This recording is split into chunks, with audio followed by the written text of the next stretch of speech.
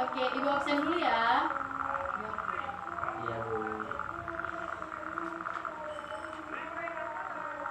Aldo, Iya.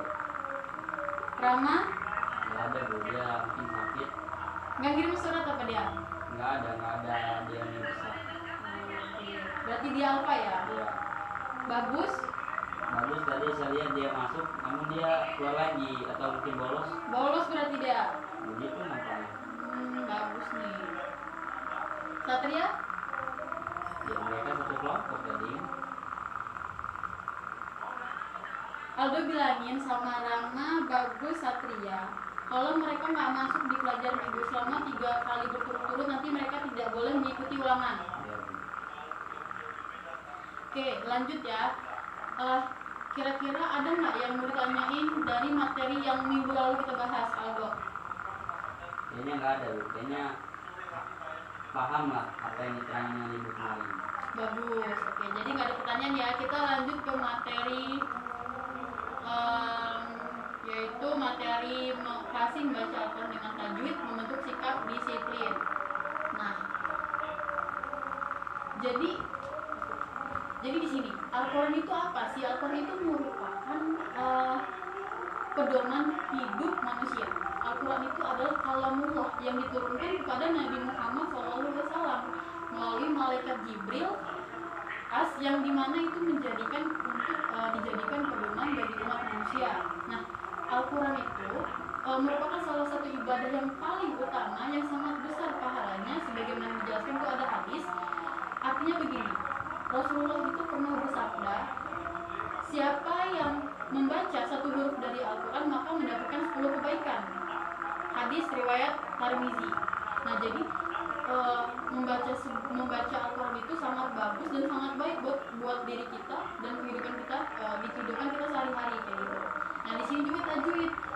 Kenapa sih kita harus belajar tajwid? Kenapa kita harus mengetahui tajwid itu seperti apa?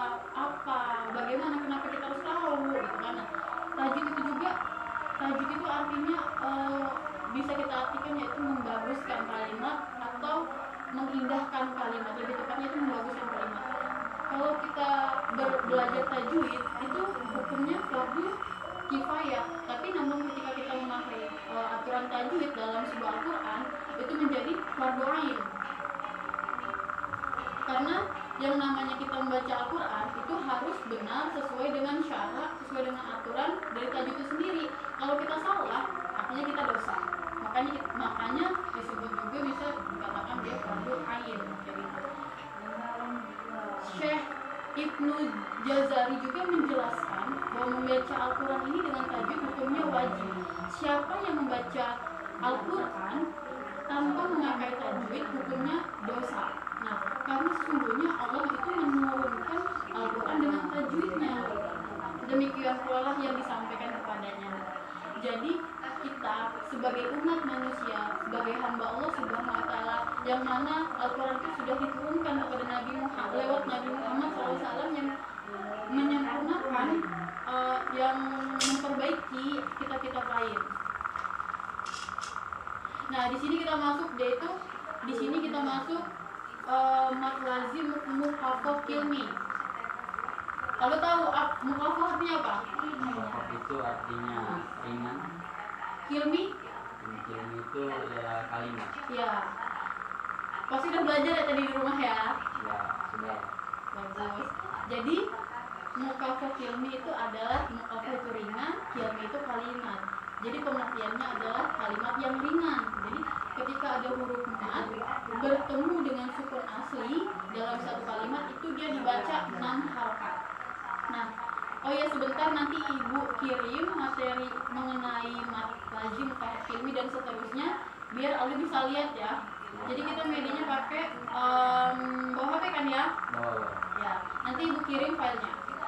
Di sini Ibu jelasin dulu. Kemudian di sini ada mat lazim mutsaqal kilmi. Jadi mat lazim mutsaqal kilmi itu mutsaqal itu artinya apa? Mutsaqal itu artinya berat. Kilmi tadi udah dibilang ya bahwa kilmi artinya kalimat. Jadi mat lazim mutsaqal kilmi itu ialah kalimat yang berat. Jadi contohnya seperti huruf mat bertemu dengan tasydid dalam satu kalimat. Jadi huruf tetap sama hukum bacaan juga 6 harokat atau 3 alif. Contohnya udah bisa Abdul lihat sendiri di HP tadi barusan ibu kirim tadi. Terus di sini juga ada mad lazim, mad sakol, harfi. Mad sakol tadi udah iniin. Harfi itu apa? Harfi itu huruf. Jadi mad lazim, mad sakol, harfi itu ialah huruf yang berat gitu. Jadi huruf mad yang bertemu dengan sukun yang dibaca idgham dalam huruf itu dibaca 6 harakat ya. Contohnya dia ada di file. Nanti sekiranya ada yang ingin ditanyakan silahkan ya Aldo, kurang jelas atau bagaimana silahkan ditanyakan. Nah di sini ada mad lazim muqaffah harfi. Mad lazim muqaffah harfi ini ialah huruf yang ringan. Muqaffah itu ringan, muqaffah yang berat. Ya. Nah jadi pengertiannya itu sebuah huruf mad bertemu dengan sukun dalam huruf itu sama dengan membacanya itu 6 harakat. Contohnya ada di file. Oke, jadi ada mad lazim muqaffah kilmi, ada mad lazim mutsaqal kilmi, harfi. Nah, dari keempat itu kita bisa mengetahui mad atau tajwid bagaimana cara membaca di dalam huruf di dalam ayat-ayat Al-Qur'an dengan benar. Nah, sampai sini ada yang bertanya enggak, Dok? Kiranya sudah paham jadi nggak ada yang mau saya tanyakan. Iya. Baiklah.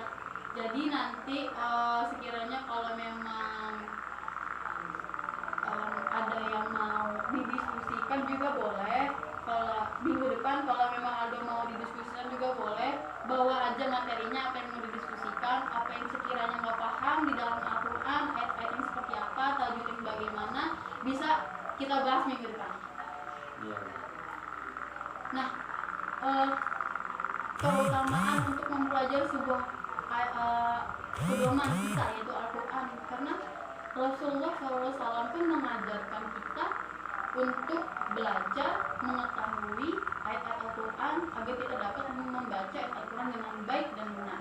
Hadis riwayat Bukhari artinya begini: sebaik-baik kalian adalah yang belajar dan mengajar, yang belajar Al-Quran dan mengajarkannya. Jadi manusia hamba Allah yang baik, umat Nabi Muhammad yang baik itu adalah yang belajar Al-Quran dan membagikan ilmunya kepada makhluk-makhluk Allah, yaitu hamba-hamba Allah lainnya.